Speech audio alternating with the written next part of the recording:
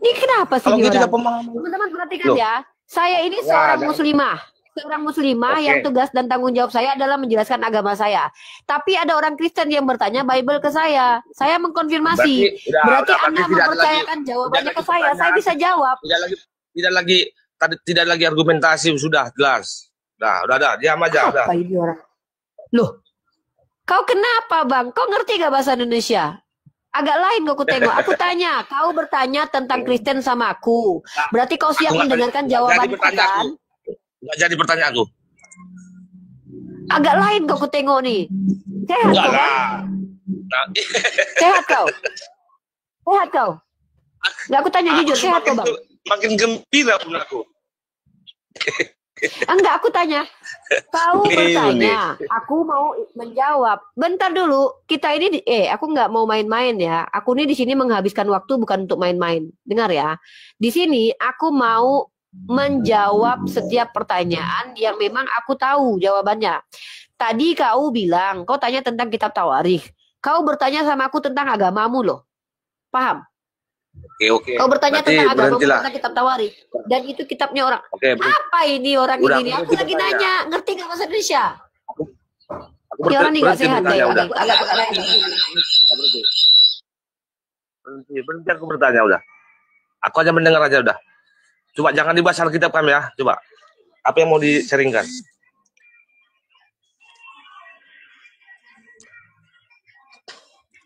Baik teman-teman, perhatikan saya yang ada di YouTube, yang ada di TikTok. Kalian melarang kami membahas kitab kalian, alasannya apa? Kami pengen ketika kalian melarang atau memerintahkan apapun terhadap kami yang independen dan merdeka ini, kalian tunjuk alasannya. Dan tunjuk literasi apa yang harus kami ikuti, undang-undang kah? Atau aturan agama kalian? Itu menimbulkan hal-hal negatif nanti. Hal-hal negatif nanti. Menimbulkan hal negatif apa? Yang maksudnya, menurut kau kalau kami umat Islam membahas kitab kau negatif gitu. Jadi yang boleh membahas kitab kau cuman kalian Kristen aja. Kalian suruh tutup itu yang jualan Bible itu. Kok ditutup? Kalian suruh tutup. Jangan jual lagi Bible kalian di mana-mana. Selagi kalian masih menjual kitab kalian, siapapun berhak yang punya duit buat beli. Siapapun berhak untuk mengkajinya. Kok kau yang orang-orang? Ini koma diskusi lintas agama, tempat bertanya jawab. Aku suruh kau tanya tentang Islam. Lalu kau tanya tentang agamamu. Aku mengkonfirmasi. Berarti kau siap dengar jawabanku ya? Kau ngerajuk kayak perempuan. Kalau kau nggak siap diskusi, jangan naik ke sini. Ini tempat kita diskusi, Bang. Aku nggak mau bahas kitab orang lain. Nggak mau bahas kitab orang lain. Mana larangannya? Mana larangannya kita tahu? Coba tunjukkan sama aku. Siapa yang melarang? Undang-undangnya. Oke, kalau yang hal positif nggak masalah. Tafsir aja, tapi yang berpositif. Tapi jangan hal negatif. Makanya tadi ku bilang. Pak. Dengar ya. Tadi sudah ku bilang di awal. Kau baca undang-undang penistaan agama. Salah satu deliknya menurut Uda Sondi yang dijelaskan kepada aku. Karena dia adalah dosen ahli hukum. Mentafsirkan pengajaran orang lain berbeda dengan mereka itu tidak boleh. Kau bertanya sama aku tentang kitab Tawarikh. Bagaimana cara aku memahaminya? Maka persetujuan kau. Berarti aku salah bertanya tadi kepada orang lain. Agak lain. Salah bertanya. Gini. Kita juga bertanya mengenai Al-Quran, kita nanti digeruduk. Enggak usah. Ya enggak turunlah kau. Kalau kau takut digeruduk, kau turun ke bawah. Ngapain kau kesini? Ya sudah memang kita menghindar selalu. Kita menghindar selalu. Turunlah kalian. Ini Komal, tempat orang-orang. Turun aja Bang Damai, turun aja. Ini turun. Kalian pengecut turun. Kalian yang katanya pikul salib tapi pengecut mau takut mati, kalian turun. Turun aja Pak Budiman. Turun, jangan menjelaskan agama kalian. Kami dapat turun. Nggak usah banyak cerita. Turun ya. Aku penguasa di Komal ini, aku Tuhan di Komal ini, Tuhan kau aku. Aku bisa turunkan kau berdoa kepada Yesus, tidak bisa naik kau kalau tanpa izinku, paham kau? Kalau katanya siapa aku Tuhan kau Komal ini, pemilik Komal ini, tahu kau? Segala kuasa telah diberikan kepadaku dari Ustadz Arif, pemilik Komalnya diberikan kuasanya kepadaku. Aku bisa nurunkan kau kalau kau minta sama Yesus naik, kalau nggak aku izinkan nggak bisa. Lebih hebat aku daripada Tuhan kau untuk saat ini, paham? Ngatur-ngatur kalian seolah-olah kalian ini harus kami ikuti apa yang kalian mau. Siapa kalian?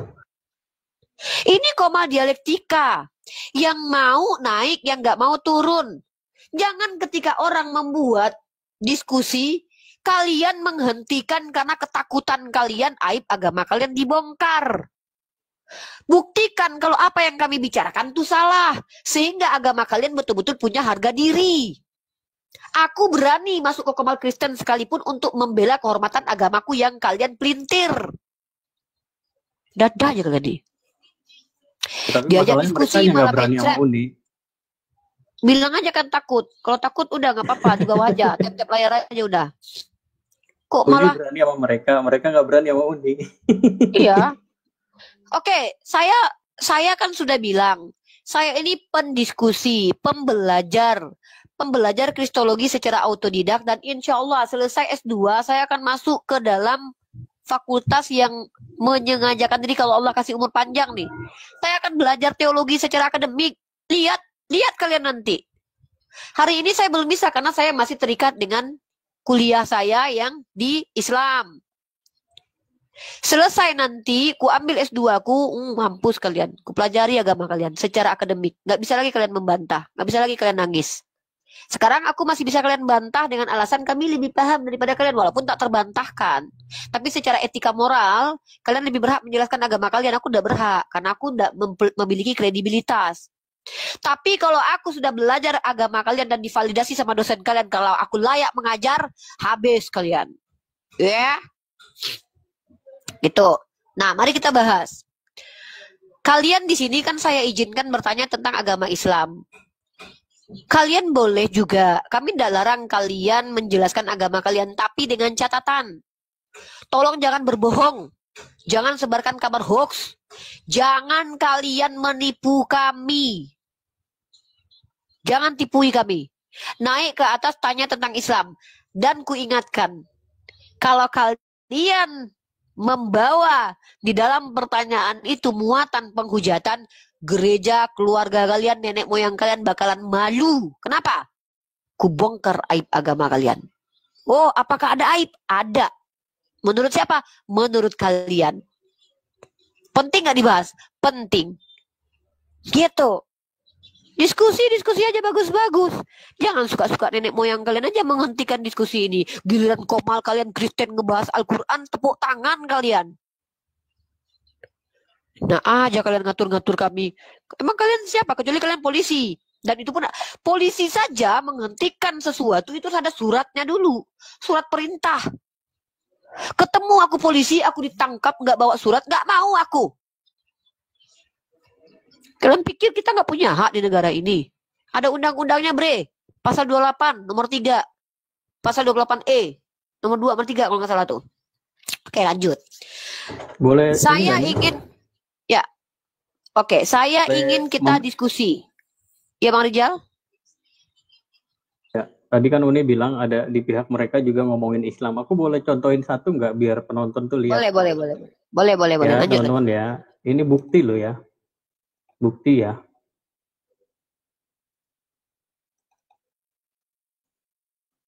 Bentar ya, teman-teman harus lihat ya. Bagaimana mereka ini ngomongin Islam tanpa ada orang Islamnya. Kita ngomongin Kristen, ada orang Kristennya.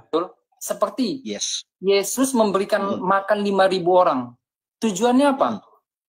Supaya mereka kenyang, karena mereka lagi lapar. Ya. Nah ini biar bicara buat apa? Iya. Pasti ada tujuannya Tuhan. Iya. Orang kalau ada anak bayi bicara ini jadi-jadian kayaknya. Ini lah bayi jadi-jadian ini. Hanya yang diomongkan pertama kali itu apa gitu ya.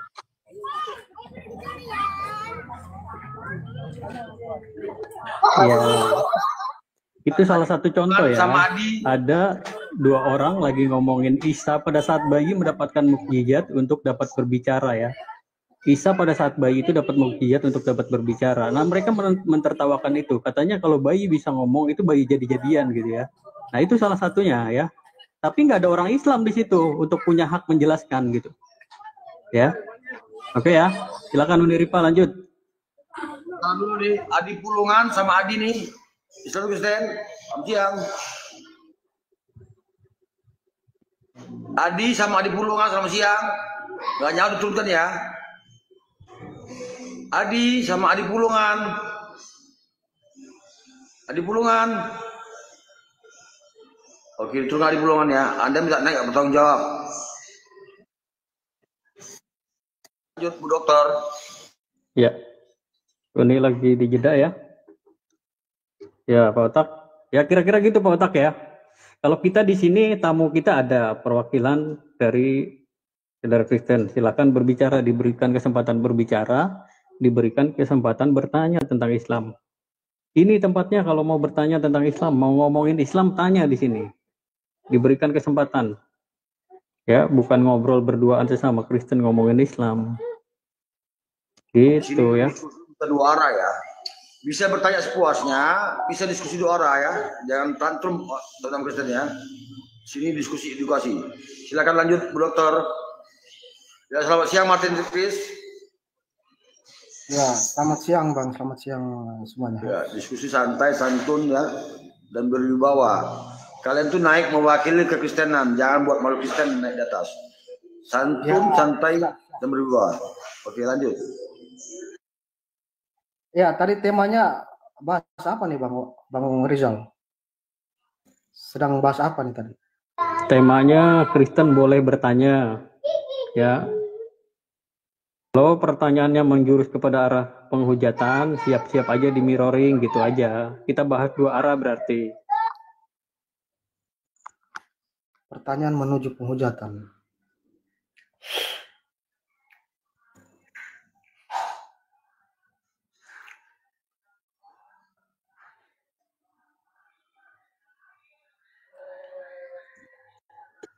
Bro Rizal, narasi Uni silakan dipaparkan dulu biar nyambung terus. Mungkin Uni lagi terima telepon tuh. Tadi temanya tentang apa, Bro Rizal? Silakan.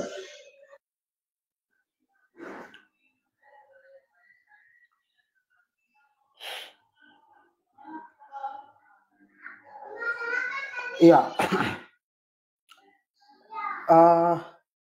Kalau membahas soal Isa, cek. Assalamualaikum warahmatullahi wabarakatuh. Oh, waalaikumsalam warahmatullahi wabarakatuh. Assalamualaikum warahmatullahi wabarakatuh.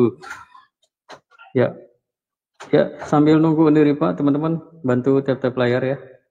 Ya, untuk akun-akun Muslim di sini Pak Arif RH 01. Uniripa 10 di follow teman-teman, akun baru ya, ada Guldian juga di sini, tolong di follow. Coba tadi narasi Uni disambung. Tadi iya. Apa, tentang apa temanya? Lanjutkan, aku kenapa? Sebentar. Pak Kris, di sini saudara Kristen boleh diperkenankan bertanya tentang Islam. Ya, monitor Pak Kris. Monitor. Sampaikan dulu. Ya, gitu ya Pak Kris. Kalau ini sebentar dulu ya. Ya. Bang Goldian. Monitor.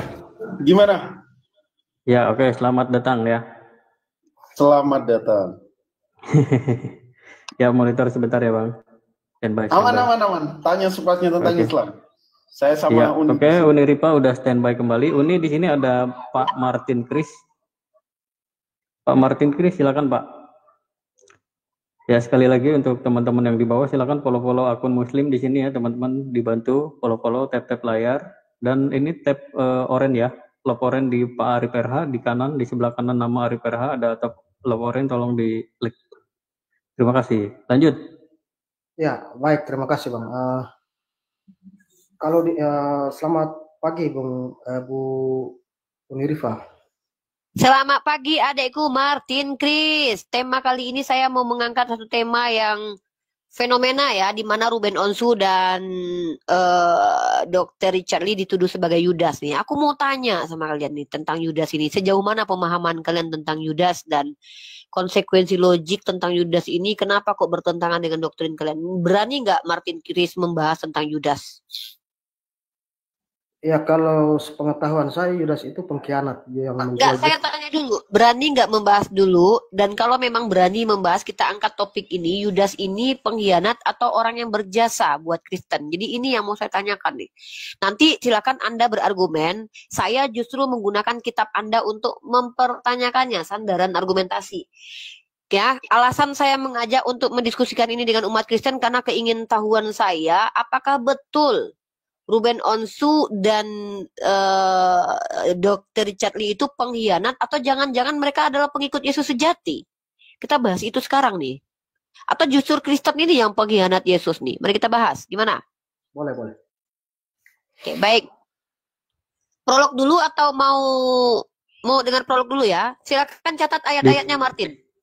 Disclaimer dulu Uni, berarti ada kesepakatan antara Uni dan Martin ya untuk membahas ini ya teman-teman ya. Teman-teman, ya terima kasih Bang Rizal sudah diingatkan. Disclaimer teman-teman, saya dan Martin sepakat membahas tentang Yudas, tentu akan mengutip ayat-ayat dalam kitabnya umat Kristen sebagai sandaran narasi saya. Standing point-nya juga akan berujung kepada kitab Bible tentunya.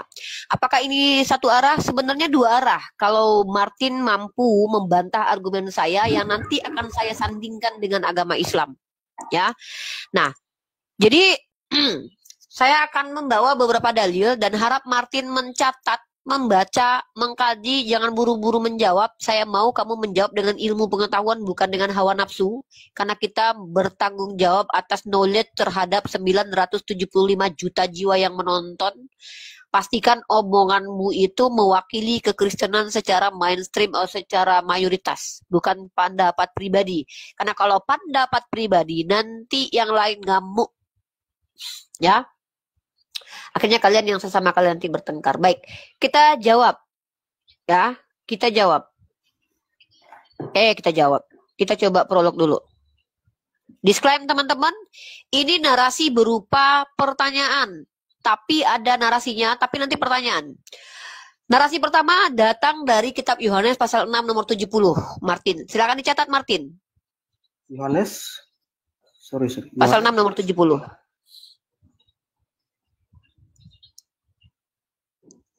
Saya konfirmasi dulu sama Martin, bagaimana cara dia memahami.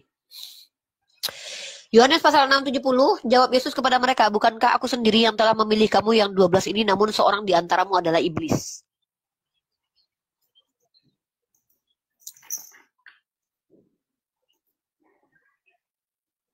Sebentar, Bro. Yang di YouTube, jangan lupa, yang mau beli minyak kemiri aku, di order di nomor telepon yang sudah tertera 0813 dan 7102 dan 0922. Minyak kemiri hitam, minyak kemiri bening untuk alis dan untuk rambut. Saya tidak menjamin bulu kalian tumbuh, saya menjamin minyak saya ori, tidak dioplos dengan apapun.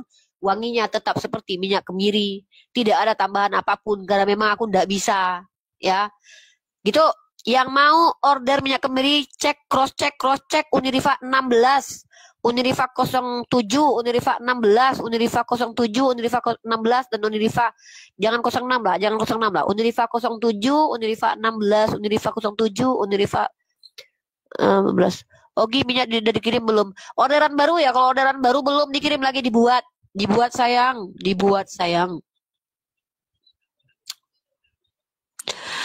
Buat teman-teman, saya di sini tidak mengemis, saya di sini tidak menjual agamaku. Aku menjalankan kewajibanku dan hakku. Berdiskusi adalah hakku, tapi bisnis juga adalah hakku. Berbisnis sambil berdakwah itu dicontohkan oleh Nabi kita dan para ulama salaf. Aku jualan minyak kemiri untuk menghidupi kehidupanku, karena aku tidak mau minta-minta, berdosa. Mama. Ya, aku tidak mau minta-minta, berdosa. Ya, Martin sudah dibaca, sudah dibuka, Dek, jangan kelamaan, Dek. Lama kali, Dek, bosan netizen nanti. Sudah. Oke, saya mau tanya ini. Ketika Yesus berkata di sini, bukankah aku sendiri yang telah memilih kamu yang 12 ini, namun seorang di antaramu adalah iblis. Pertanyaan saya adalah, yang dimaksud iblis ini adalah esensi atau pribadi atau apa? Saya nggak ngerti nih yang dimaksud iblis ini. Coba dijawab dulu, jelaskan dulu, dan jangan panjang kali lebar, secara esensi aja. Contoh nih, saya bilang nih, kamu adalah ayam. Ayam itu makna harfiah atau alegori. Karena gini, iblis itu sebenarnya kalau dalam, ini kita lihat bahasa aslinya ya. Dalam bahasa aslinya itu, dalam bahasa Yunani adalah diabolos. Diabolos ini iblis. Ya. Nah, dalam bahasa Arab, iblis ini dari kata ablasa, artinya terputus rahmat Allah. Artinya gelar untuk orang-orang atau makhluk yang terputus rahmat daripadanya. Nah, kalau Martin dikatakan iblis, bisa jadi karena sifatmu, maka kamu digelari iblis. Nah, pertanyaan saya, kalau yang dikatakan iblis ini sifatnya atau memang entitasnya sebagai iblis atau bagaimana? Silakan dijawab dulu. Saya diam. Iya, kalau yang saya pahami soal iblis itu mulai dari Adam itu kan penghasut, Bu ya. Penghasut. Artinya di sini makna kiasan. Artinya Yudas ini yang berfungsi menghasut para prajurit nantinya di kemudian hari kan. Itu kan sudah dijelaskan langsung di ayat 71-nya. Bahwa sebab dialah yang akan menyerahkan Yesus. Dia seorang di antara kedua 11 murid itu. Jadi maknanya makna kiasan, bukan makna sebenarnya. Fisiknya memang manusia, hanya sifat tingkah lakunya seperti iblis kan, dia yang menjual Yesus kemudian harinya kan. Ya begitu, Bu. Oke, terima kasih. Berarti sifatnya ya. Oke, sekarang kita maju ke ayat selanjutnya ya. Terima kasih konfirmasinya ya. Berarti sifatnya iblis ya. Kita maju, berarti hanya satu di antara 12 murid Yesus yang iblis, hanya satu. Iya, yang hanya satu ya. Dimaksud di sini ketika dia menjual Yesus itu yang disebutkan iblis, tetapi bukan. Saya enggak nanya orangnya dulu. Saya cuma tanya hanya satu ya. Di antara 12 ini cuma satu orang ya iblis ya. Iya, kalau berdasarkan ayat ini betul satu. Oke. Dua teman-teman, yang pertama memang orang ini memiliki sifat iblis, yang kedua cuma satu orang di antara 12 murid. Oke. Kita lanjut ke ayat selanjutnya. Oke. Silakan kamu baca dalam kitabmu satu ayat. Bentar ya, Dek. Aduh, bentar telepon, bentar.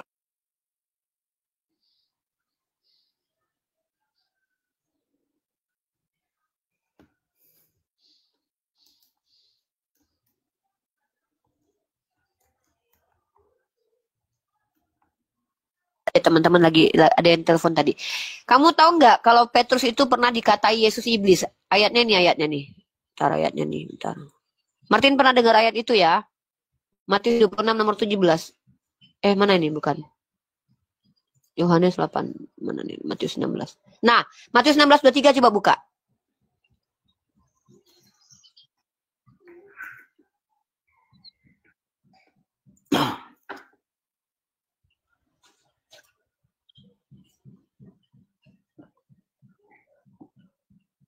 Udah dibuka Matius 16:23. Nah, baru saya bernarasi di sini ya. Perhatikan teman-teman. Maka Yesus berpaling dan berkata kepada Petrus, "Enyahlah iblis, engkau suatu batu sandungan bagiku. Sebab engkau bukan memikirkan apa yang dipikirkan Theos, melainkan apa yang dipikirkan manusia." Nah, di sini narasi saya masuk ya. Dengarkan baik-baik Martin, kamu jawab ini. Kalau menurut Yohanes pasal 6 nomor 70 hanya satu yang iblis. Kenapa kalian tuduh Yudas iblis sementara Yudas itu bukan iblis tapi dirasuki iblis?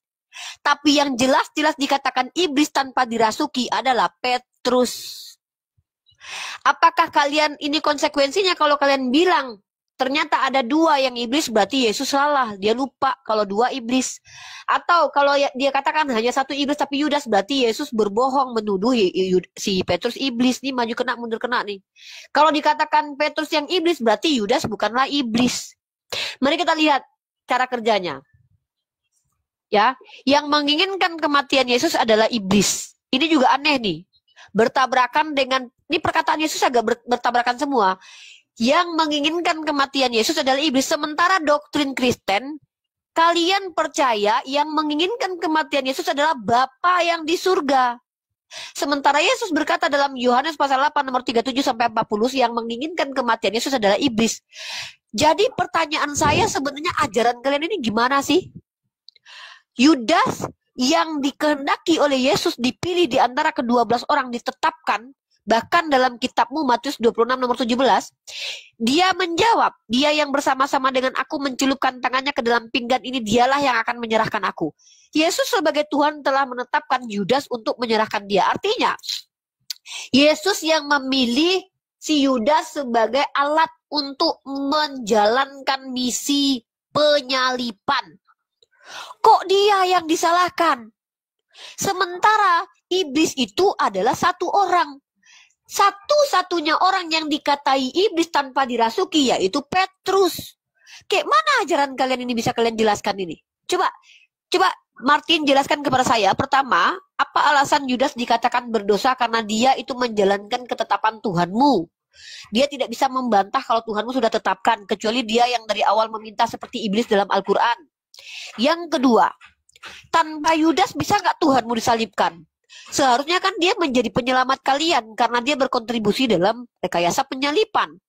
Yang ketiga, kalau betul satu orang yang jadi iblis, kenapa Yesus juga katakan Petrus iblis? Yang betul ini sebenarnya ajaranmu yang mana? Membantu penyalipan atau melarang penyalipan? Itu jawaban pertanyaannya. Yang betul yang mana? Yang iblis. Membantu penyalipan, itu Yudas, atau melarang penyalipan, yaitu Petrus. Jawab. Terima kasih. Oke, baik. Saya jawab semampu saya, Bu. Yang pertama, itu setiap orang itu tidak akan pernah bebas dari pengaruh jahat itu. Itu pasti ada. Itu tidak bisa tidak. Kemudian yang di Yohanes 6 ayat berapa 70 tadi, ini kan penulisan ini setelah ketahuan, setelah semua peristiwa itu terjadi, baru disebutkan setelah ketahuan bahwa yang mengkhianati Yesus itu kan Yudas kan. Padahal sebelumnya tidak disebutkan Yesus langsung bahwa Yudas akan mengkhianati dia, tetapi Yesus mengatakan satu di antara kalian, tidak disebutkan nama di situ. Di ayat 7-nya satunya di sini disebut Yudas karena sudah peristiwa itu sudah terjadi baru dituliskan kan. Berarti yang dimaksud Yesus tempo hari yang dia sebutkan salah satu itu adalah Yudas.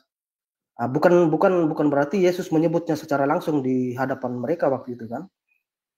Berarti tunggu. Berarti Yudas yang dikatakan iblis di situ. Bukan, ini semua penulisnya menyimpulkan bahwa itu Yudas karena semua peristiwa itu sudah terjadi, Bu. Jadi bukan Yesus menyebutnya langsung bahwa Yudas yang akan mengkhianati. Saya minta konfirmasi Anda yang saya gini loh ya. Kan Yesus berkata begini, yang iblis tuh di antara 12 murid itu kan cuma satu orang kan? Benar nggak? Ya, tetapi perkataan Yesus di sini yang ayat 6:70-nya saja, Bu, yang warna merah kan? Iya, ini loh Yohanes pasal 6 nomor 70, coba baca baik-baik. Ya. Bukankah aku sendiri yang telah memilih kamu yang 12 murid? Petrus dan Yudas masuk ke dalam 12 murid kan? Iya, betul. Nah, namun seorang di antaramu adalah iblis. Berarti cuma satu kan di antara 12 murid yang iblis? Betul sekali. Tetapi tidak disebutkan nama karena dia tidak pernah Yudas dikatai iblis. Yang hanya dikatai iblis satu-satunya murid Yesus itu Petrus. Dalilnya mana? Matius 16:23. Mana yang betul ini? Ya betul, di sini Yesus mengatakan ada salah satu dari kalian adalah iblis. Nah, tetapi tidak makanya ketika kalian mengatakan Yudas, apa indikator kenapa kalian tuduh Yudas? Sementara Yesus sudah mengatakan yang iblis itu adalah Petrus. Sementara Yudas kenapa tidak bisa dikatakan iblis? Karena dia bukan iblis, dia dirasuki iblis. Menurut kamu kalau orang dirasuki iblis tahu nggak dengan perbuatannya itu? Kalau kamu dirasuki iblis terus kamu bunuh orang, berarti kamu yang salah atau iblis yang salah? Iya, saya yang salah, tidak. Loh, kamu dirasuki iblis kok? Emang kamu bisa memilih dirasuki atau nggak dirasuki iblis? Setiap orang kan bisa dirasuki iblis. Iblis itu tiba-tiba iblis masuk ke badanmu, kok tiba-tiba kamu yang salah? Emang kita yang memilih dirasuki iblis? Ini kenapa kayak gini nih ajaran Kristen ini? Oh, kalau ke pembahasannya ke situ, saya tidak mampu menolak bujuk rayu iblis. Jadi bukan iblis yang salah. Oke, kalau kamu tidak mampu menolak bujuk rayu iblis, yang salah berarti Tuhanmu. Kenapa? Kenapa saya katakan? Ini masalah kemampuan, brother. Kalau pilihan itu ada di diri kita, ada di kortek kita nih. Tapi kalau ketidakmampuan itu Tuhan yang menciptakan. Maka kamu mengatakan bahwa Tuhan membuat manusia tidak mampu menolak iblis. Ini beda banget dengan dalam Islam itu kami diberikan solusi untuk bisa menolak iblis. Nah, pertanyaan saya lanjut. Saya nggak mau muter-muter. Pertanyaan saya di awal tuh saya fokus. Ya, sebenarnya di Kristen ini yang iblis itu yang membantu penyalipan atau yang melarang orang disalib. Ini nih, yang membantu penyalipan Yudas atau yang melarang Yesus disalib yaitu Petrus, karena dua-duanya dituduh iblis. Secara eksplisit yang dikatakan iblis Petrus sama Yesus. Yesus loh yang bilang loh. Sementara Yudas yang mengatakannya iblis adalah kalian. Sementara Yudas itu ditetapkan Yesus dalam kitab kalian, dalam Matius pasal 2 nomor 7 ya. Sorry. Matius pasal 20 berapa ini ya? 26 nomor 22. Tuhan kalian yang tetapkan dia. Ini kalau Yudas dikatai iblis, berarti Tuhan kalian yang menjadikan si Yudas iblis, karena dia yang menetapkan bahwa Yudas nanti akan menyelipkan dia, akan membantu penyelipan. Dan konsekuensi kejahatan Yudas kalian terselamatkan. Ini kok perbuatan Yudas membantu Yesus menyelamatkan kalian malah dikatai iblis, perbuatan baik seharusnya ini. Tapi Petrus yang menghalang-halangi penyalipan, ini kan konsekuensinya kalau tidak disalibkan kalian nggak selamat. Malah dia dikatai iblis, tapi kalian katakan dia adalah murid yang sejati. Jadi agak lain ini teman-teman Kristen ini. Mana yang betul ini? Yang betul jawab aja. Singkat, padat, nggak usah bertele-tele. Yang iblis itu yang membantu penyalipan atau yang melarang penyalipan? Silakan. Karena dua di sini konteksnya beda, Bu ya. Bisa di ayat yang pertama tadi. Itu kan Yesus kan maha tahu kan, dia sudah tahu apa yang akan terjadi kemudian. Nah, jadi yang pertama dia tidak menyebutkan nama. Yang ayat 71-nya itu dituliskan, disebutkan nama Yudas karena sudah prosesnya sudah selesai. Jadi orang tahu siapa pengkhianat. Yudas di mana Yudas? Yang dikatakan iblis itu Yudas di mana? Di ayat 71-nya. Tetapi bukan Yesus yang berkata. Di Yohanes pasal berapa? 671. 671. Kita lihat. Bukankah aku sendiri yang telah memilih kamu yang 12 ini, namun seorang di antaramu adalah iblis. Oke, kita lihat di 71-nya teman-teman ya. Ini yang dimaksudnya ialah Yudas. Nah, inilah teman-teman bingung ya saya nih. Mereka mengaku pengikut Yesus, tapi mereka justru mengikuti perkataan orang yang bukan dikatakan Yesus. Yesus nggak bilang, tapi penulisnya yang mengatakan bahwa itu Yudas Iskariot. Sementara jelas terang-terangan Yesus mengatakan bahwa iblis itu adalah Petrus. Kalian pengikut Petrus. Makanya saya bertanya. Pertanyaan saya jelas. Saya tidak tanya lagi siapa iblis di antara itu. Saya hanya bertanya. Menurut iman Kristiani, yang iblis itu pada zaman Yesus hidup adalah yang membantu penyalipan atau yang menghentikan penyalipan. Itu aja. Simple. Jadi nggak ribet-ribet. Saya hanya bertanya menurut kalian lah. Logika kalian. Silakan dijawab. Maju kena, mundur kena, habis, hancur, perpuluhan. Ya, yang dimaksud Yudas yang di ayat 71 itu dituliskan oleh murid-muridnya yang lain, diinformasikan oleh murid-murid yang lain. Karena pada waktu Yesus mengucapkan ayat 70-nya, kan pasti murid-muridnya mendengar, tetapi mereka tidak tahu siapa yang menyalibkan itu. Brother, ini kan Yohanes ini kan belum tentu murid Yesus, kan penulisnya nggak jelas ini ya. Saya tahu itu datanya itu dari Katolik. Jangan bahas itu, nanti kritik teks nanti kritik teks. Saya tak cuma tanya. Saya tidak mau kamu menjelaskan sesuatu yang kamu tidak ketahui, karena saya belajar tentang kritik teks Bible. Saya tahu penulis kitab Yohanes ini hanya diduga Yohanes. Itu cuman klaim. Pernyataan bahwa kitab Yohanes ditulis oleh Yohanes itu cuman klaim. Saya punya datanya. Bahwa saya punya data nih. Yohanes Pembaptis yang menulisnya. Yohanes Pembaptis yang tulis? Ya, yang menginformasikan lah. Tapi dia yang ya sama seperti Musa menulis tentang Adam, tentang Abraham, kan dia tidak disejaman kan. Dia bisa menuliskan itu. Itu asumsi ya, brother. Itu tidak ilmiah ya. Itu asumsi, brother. Itu tidak ilmiah. Saya fokus ke pertanyaan saya aja. Ini umat Kristen aja yang jawab nih. Ya, saya cuman nggak mau mendengarkan penjelasan kalian tentang iman kalian karena saya udah belajar. Saya tanya sekali lagi, kalau Martin nggak mampu jawab nggak apa-apa, saya ke yang lain aja. Yang iblis menurut Yesus di Yohanes pasal ke-6 nomor 71, menurut Yesus loh, bukan menurut murid-murid Yesus, ya menurut Yesus. Katanya kalian percaya Yesus. Yang iblis itu adalah yang membantu penyalipan atau yang menolak atau yang menghalang-halangi penyalipan. Clear pertanyaan saya. Baik. Itu saja teman-teman, pertanyaan sih. Terima kasih. Itu poinnya.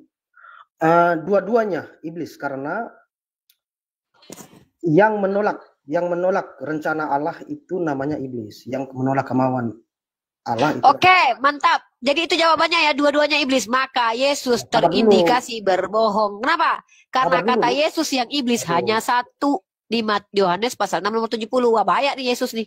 Yesus berarti nggak tahu nih. Ternyata iblis itu dua, bukan satu.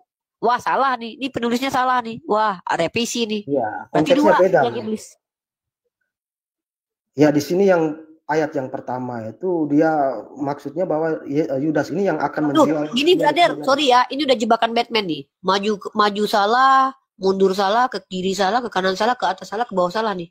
Karena nggak ada bisa terselamatkan nih. Yesus mengatakan iblis cuma satu di antara 12 murid.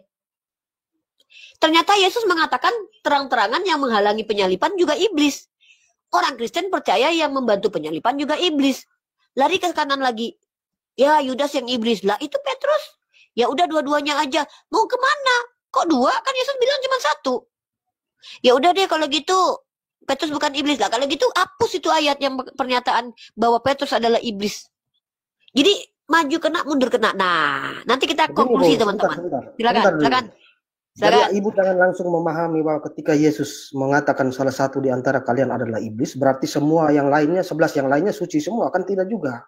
Kan pasti ada sifat-sifat suci. Saya cuma mempertanyakan, ketika Yesus berkata, bukankah aku yang pilih 12 orang ini, berarti dia bicara konteksnya tentang muridnya yang 12 orang. Salah satunya iblis. Nggak ada dia bilang, dua-duanya iblis. Ada yang 5 iblis, ada yang 5 pengkhianat. Nggak ada. Dia bilang salah satunya iblis. Tapi dia malah mengatakan 2 yang iblis. Satu penulis kalian mengatakan ini ya. Kalau dia cuma satu. Kalau Yesus Yesus itu jujur. Yesus itu tidak berbohong. Kenapa? Karena Yesus mengatakan cuma satu yang iblis. Tidak pernah Yesus mengatakan muridnya yang lain iblis kecuali Petrus. Coba tunjukkan kepada saya dalil Yesus pernah mengatakan Yudas iblis. Yang mengatakan Yudas iblis adalah bukan Yesus, tetapi pengarang kitab kalian. Ya, begini, tambah air. Seandainya kalau ibu bertahan bahwa satu-satunya murid yang iblis cuma Yudas, berarti secara tidak langsung ibu mengatakan yang 11 yang lainnya suci semua. Padahal semua manusia itu tidak suci. Nah, gini loh brother, jangan logical fallacy di sini.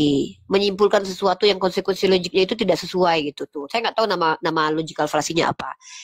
Saya kalau mengatakan kamu membenci, misalkan ya, 10 orang ini salah satu di antaranya membenci saya. Bukan berarti yang 10-nya menyayangi saya. Membenci, kamu ada di tengah nih. Kalau saya membenci, berarti saya tidak menyayangi. Tapi kalau saya berada di tengah, artinya saya tidak membenci juga tidak menyayangi. Bukan berarti ketika ada yang menyayangi, pasti dia membenci gitu. Jangan kayak gitu. Itu salah kamu cara konklusinya itu.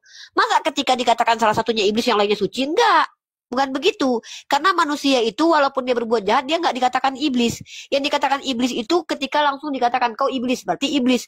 Tapi kalau seandainya dia jatuh berbuat dosa, dia belum tentu iblis. Tapi biasa dia terpengaruh oleh iblis seperti Yudas. Dia bukan iblis, tapi dia dimasuki iblis. Yang iblis itu adalah yang betul-betul dikatakan iblis oleh Tuhan. Kau iblis. Kata Allah kepada ablasa jin ya, kepada bangsa jin yang menolak bersujud kepada Adam, engkau ablasa, engkau iblis. Maka dia iblis, digelari iblis sama Tuhan. Lah, satu-satunya manusia di antara ke-12 murid Yesus yang digelari Yesus iblis kan cuma Petrus.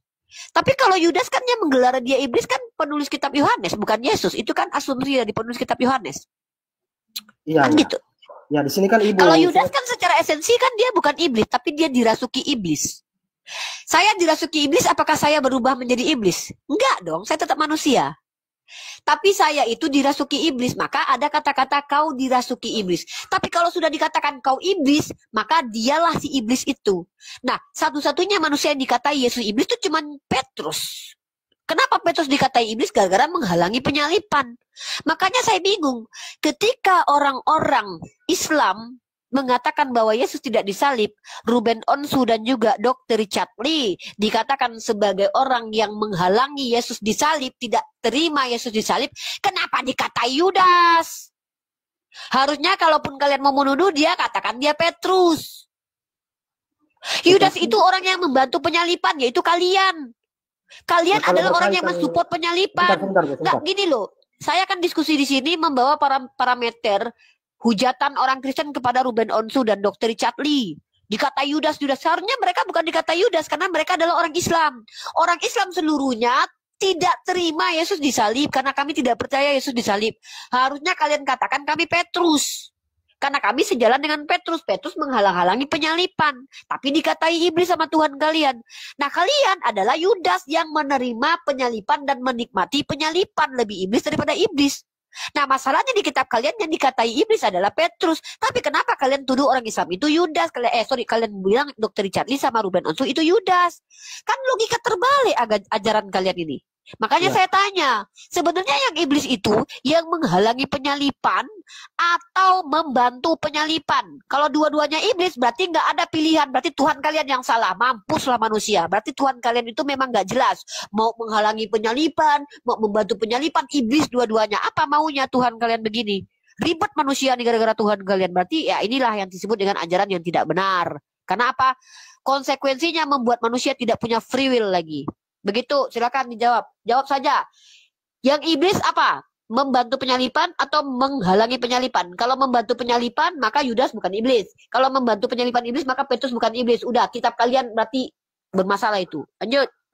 Ya, langsung to the point saja, Bu. Ya, kalau Yudas ini kan dia menjalankan fungsinya yang nanti akan berperan menjual Yesus kemudian kan. Artinya itu sesuai rencana Allah. Yesus menginginkan itu kan, sudah diprediksi Yesus. Nah, kemudian Petrus ini mencoba menghalang-halangi supaya jangan terjadi penyalipan. Nah, di situ kan keluar dari rencana Allah, rencana Yesus atau apapun lah. Nah, artinya di situ Petrus mencoba menghalang-halangi rencana Allah tadi, makanya dikatakan iblis. Ya, iblis itu kan artinya pengaruh jahat kan. Jadi tidak ada bentrok di situ sebenarnya. Karena tidak semuanya kalau yang dikeluar dari rencana Allah namanya atau perintah Allah namanya iblis yang menggoda manusia supaya keluar dari jalan Allah kan begitu. Jadi menurut saya tidak ada masalah di situ. Kemudian kalau Ibu mau mengatakan bahwa ada kontradiksi antara ayat 1 yang pertama dan ayat yang kedua, ya memang di situ Yesus mengatakan cuma dari 12 cuma 1, tetapi bukan berarti kalau saya memahami bukan berarti secara otomatis 11 yang lainnya terhindar dari pengaruh iblis atau suci semuanya, kan tidak juga. Saya lagi ke sana, konteksnya bukan itu. Saya enggak mau lari-lari loh. Saya cuma bertanya, kita ini ada pilihan A dan B. Ya, ketika seseorang memilih atau kanan kiri, ketika seseorang ke kanan belum tentu dia ke kiri. Paham nggak? Kalau saya lompat ke kanan, ya, belum tentu orang yang tidak lompat ke kanan itu pasti ke kiri. Bisa jadi dia di tengah. Nggak ada saya bahas tentang yang lain suci. Saya nggak bilang itu. Apa itu? Kok bahas itu? Yang saya tanya ini adalah konsistensi ajaran kalian. Ini penting. Kenapa saya katakan konsistensinya tidak ada? Di satu sisi, Yesus berkata hanya satu yang iblis. Dan Yesus tidak pernah mengatakan Yudas adalah iblis. Yang mengatakan Yudas iblis itu kalian. Tapi Yesus berkata Petrus yang iblis. Sementara Petrus dikatai iblis karena menghalangi penyalipan. Yudas dikatai penulis kitab kalian sebagai iblis karena membantu penyalipan.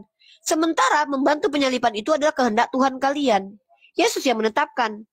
Jadi ini membagongkan ajaran kalian ini. Maju kena, mundur kena. Makanya saya tanya, apakah yang membantu penyalipan sebagai iblis atau yang menghalangi penyalipan? Kalau kalian bilang dua-duanya, ya sudah. Ini yang disebut dengan ajaran yang tidak benar. Kenapa? Konsistensi tidak ada dari Tuhan kalian dan Tuhan kalian zolim. Karena manusia tidak punya free will. Suka-suka Tuhan kalian. Ini konsekuensinya loh ya. Dan ini yang tidak ada dalam Islam. Silakan. Assalamualaikum Cak Tata. Lanjut yang lain. Waalaikumsalam. Lanjut. Assalamualaikum. Iya, sebenarnya yang saya tangkap dari Waalaikumsalam. Iya, dia menganggap kontradiksi antara ayat yang pertama yang disebutkan tadi dengan ayat yang kedua. Padahal itu tidak masalah buat saya. Karena di situ kan konteksnya beda-beda situ, Bu Unrifa. Ya jadi Yudas dipilih atau ditentukan sebagai pengkhianat itu juga sesuai rencana. Sementara Petrus menghalang-halangi rencana itu. Artinya dua-duanya iblis, dikatakan iblis artinya keluar dari rencana Allah, penghalang-halang rencana Allah kan Petrus itu. Jadi dikatakan iblis di situ. Ya tidak ada masalah, tidak ada persoalan di situ. Yang mungkin Yudas itu dipilih untuk menjadi alat Tuhan, berarti rencana Tuhan. Ya kalau semuanya kalau tanpa rencana Tuhan gimana? Kan sudah diketahui. Ya sudah, kalau begitu kenapa Yudas jadi salah? Kan dia dirasuki iblis itu rencana Tuhanmu. Iblis yang merasuki Yudas itu kan rencana Tuhanmu. Kenapa Yudas jadi salah? Rencana Tuhan yang dimaksud saya ini bukan Allah yang menyuruh iblis, Allah yang menyuruh Yudas ya. Kamu tahu enggak rencana itu? Kamu tahu enggak kalau Tuhan punya rencana itu semua itu adalah skenario Tuhan? Berarti Tuhan yang telah merancang itu. Apapun yang terjadi itu adalah izin Tuhan loh. Yang saya tanya, kalau memang Tuhanmu yang merencanakan Yudas dimasuki iblis, kenapa Yudas jadi salah? Ya kalau semuanya tanpa izin Tuhan bagaimana dong? Wajib izin Tuhan kan? Kamu tahu nggak kalau dalam Islam itu cara memahaminya mudah? Allah tidak menghendaki tapi mengizinkan. Contoh, Allah tidak menghendaki saya untuk berzina misalnya. Tapi Allah izinkan saya berzina karena saya yang pilih, karena saya punya free will. Tapi Allah sudah katakan kalau kau berzina nanti kau masuk neraka, kau berdosa. Saya sudah tahu itu, saya langgar, maka saya mendapatkan konsekuensinya. Itu. Tapi kalau di agamamu kan ketetapan bahwa Yudas akan menyalibkan itu atau menjual Yesus itu kan rencana Tuhanmu. Yudas bisa nggak menolak ketetapan Tuhanmu? Sama, saya tidak bisa menolak menjadi manusia ketetapan Allah. Tapi saya bisa memilih untuk mengikuti Allah atau melanggar aturan Allah. Yudas bisa nggak memilih untuk tidak mengikuti Yesus? Nggak bisa, karena dia sudah ditetapkan dari awal. Kau yang akan menyerahkan aku. Kalau Yudas bisa memilih untuk menolak Yesus, artinya Tuhanmu tidak berkuasa. Ini nih. Ini bedanya iman Islam dan Kristen. Kalau di kami, kau tersesat, itu atas izin Allah karena kau yang pilih. Kenapa? Ini bukan masalah kemampuan, tapi masalah kemauan. Sudah ada pemberitahuan kebenaran, tidak tertolak dengan akal. Sudah kubuktikan ajaranmu seperti ini. Kau masih bertahan di ketidakbenarannya, sudah kau masuk neraka. Tapi kalau Yudas, Yesus yang pilih dia. Emangnya kalau Yesus nggak pilih dia, dia bisa dekat sama Yesus? Dia bisa kenal sama Yesus? Nggak bisa. Yesus yang pilih dia, ditetapkan dari awal bahwa dia akan menjual Yesus. Emang dia bisa lari dari takdirnya? Nggak bisa. Tapi kalau umat Islam, perkara amalan, itu bisa kabur dari amalan buruk. Karena kami punya kortek yang bisa memilih. Tapi kalau aku dilahirkan dari orang Padang, nggak bisa aku kabur dari Allah. Kenapa? Itu takdir yang nggak bisa dirubah. Nggak bisa aku berubah menjadi lahir dari perut orang Palembang. Tapi untuk masuk surga dan neraka, memilih untuk mengkhianati Tuhan atau tidak, itu diserahkan kepadaku oleh Allah. Pilih. Tapi Yudas bisa nggak milih? Nggak bisa, karena dia sudah ditetapkan. Kalau Yudas bisa memilih setelah ditetapkan, artinya Yudas itu lebih hebat daripada Tuhan. Itu. Nah, beda ceritanya dengan Islam. Saya punya penjelasan tentang Islam. Gitu ya. Jadi, kenapa saya mempertanyakan hal ini? Saya bingung dengan orang Kristen. Di satu sisi ayatnya berkata bahwa iblisnya cuma satu. Di sisi lain, Yesus cuma satu orang yang dikatai Yesus iblis, yaitu Petrus. Ternyata Petrus menghalangi penyalipan. Tapi yang membantu penyalipan justru dibenci, yaitu Yudas. Padahal gara-gara Yudas lah kalian terselamatkan. Tanpa ada Yudas, penyalipan tidak berhasil. Dan penyalipan yang dilakukan oleh Yudas, apa? Kontribusi Yudas itu aturan Tuhan kalian yang tetapkan.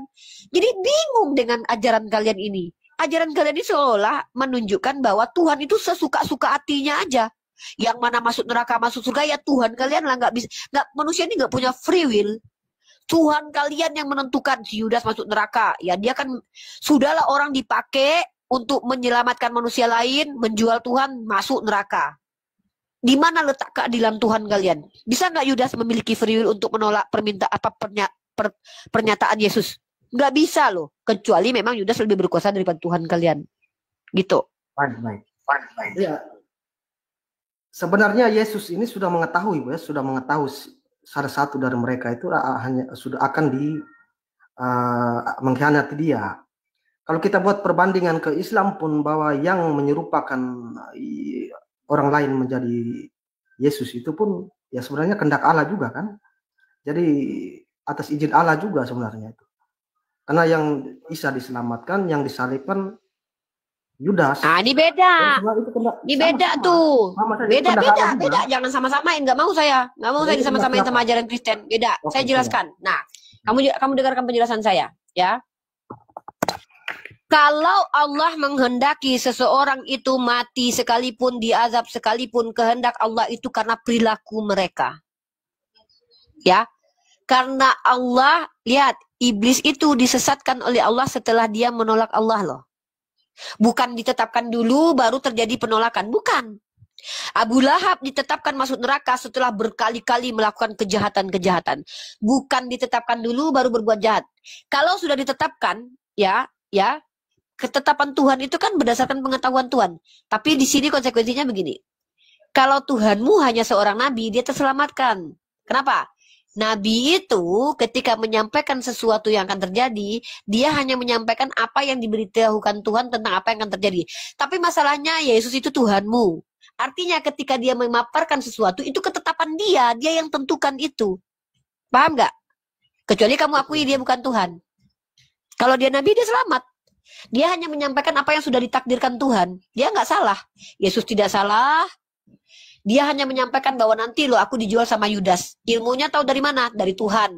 Nah, tapi berhubung Yesus ini adalah Tuhanmu ketika dia berkata, Yudas ini akan menyalibkanku dan menjualku. Itu ketetapan dia yang takdirkan. Dia yang jahat. Dia yang pakai Yudas. Di Islam nggak gitu konsepnya. Di Islam Allah tidak akan merubah suatu kaum sebelum kaum itu merubah.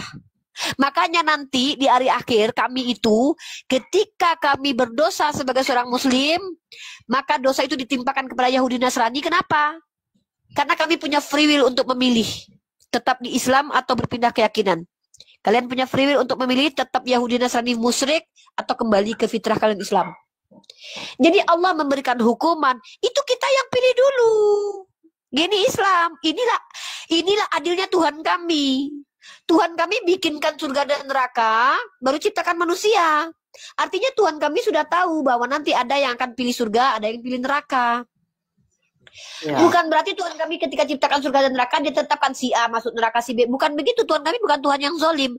Tapi Tuhan kami biarkan manusia menjalankan hidupnya dengan umurnya yang panjang, lalu kemudian memberikan petunjuk melalui diutus para nabi, lalu otakmu pakailah, kemudian dikasih otak lagi sama Tuhan. Kalau ODGJ kata Tuhan kami tidak dikenai syariat. Tapi ketika kau punya otak dan punya akal, pakailah otakmu yang gratis dari Tuhan itu untuk menentukan mana benar mana salah. Pakai hati nuranimu. Ketika kalian memilih kematian seorang yang benar itu adalah keinginan Tuhan, kata kalian, berotak nggak kalian itu? Punya hati nurani nggak kalian itu? Sebenarnya bukan. Maka ketika kalian katakan Tuhan yang menginginkan manusia suci mulia ini mati, itu sama kalian menghujat Tuhan sebenarnya. Itulah dosa terbesar kalian. Tapi kami umat Islam lihat, apakah kami kalau seandainya ada dalam Al-Quran Allah mengatakan, kuhabisi orang ini karena memang kesalahan orang lain, kuhabisi orang ini karena bukan kesalahan dia, berhenti aku nyembah Tuhan itu. Tapi perhatikan dalam Islam, Allah Bismillahirrahmanirrahim, faman ya'mal misqala dzarratin khairan yarah wa man ya'mal misqala dzarratin syarran yarah. Perbuatan baikmu tidak akan dilupakan Allah. Perbuatan burukmu tidak akan diluputkan dari hukuman. Ini Tuhan yang adil. Tuhan yang gak menjela-menjele. Tuhan menjela-menjele itu gini. Kalau kalian berzina, kalian berdosa. Giliran berzina, ya udah aku aja yang mati. Udah tebus dosa kalian, aman kalian. Nah, itu menjela-menjele. Kalau Allah, dalilnya apa? Kata Allah. Ya. Wallahu la yakhliful mi'ad. Nah, gitu kalau nggak salah Ustaz Tata ya. Wallahu la yukhliful mi'ad. Allah tidak menyalahi janji. Ketika Allah katakan berzina kalian berdosa, konsekuensi dosa itu apa? Hapus dosa itu. Caranya apa? Usaha kalian. Cara terindah menghapus dosa adalah upayakan amal soleh. Tapi cara terburuk adalah membiarkan Allah melakukan sunatullah. Berjalan seperti apa kafarat itu? Apa? Kalau nggak sakit, kalau nggak dihazab di neraka. Pilih umat Islam. Kalian mau yang mana? Maka umat Islam yang cerdas, kalau dia ingin selamat, maka ketika dia berdosa, lakukanlah keselamatan itu. Dalam Kristen bahasanya kan lakukan keselamatan. Apa itu? Upayakan amalan soleh. Make sense enggak? Make sense. Keadilan Tuhan di sini nampak. Apa kata Rasulullah? Wahai wanita, bersedekahlah kalian. Karena kalian paling banyak masuk neraka. Sebelum kalian masuk neraka, Allah sudah kasih solusi. Apa solusinya? Hapus dosa-dosa kalian. Yang kufur kepada suami itu. Apa? Bersedekah. Enak. Tapi di Kristen, kalian berdosa, upah dosa adalah maut. Yes, mati kalau berdosa. Berarti si Martin berzina dia. Harusnya dia mati. Kamu berdosa, kamu mati.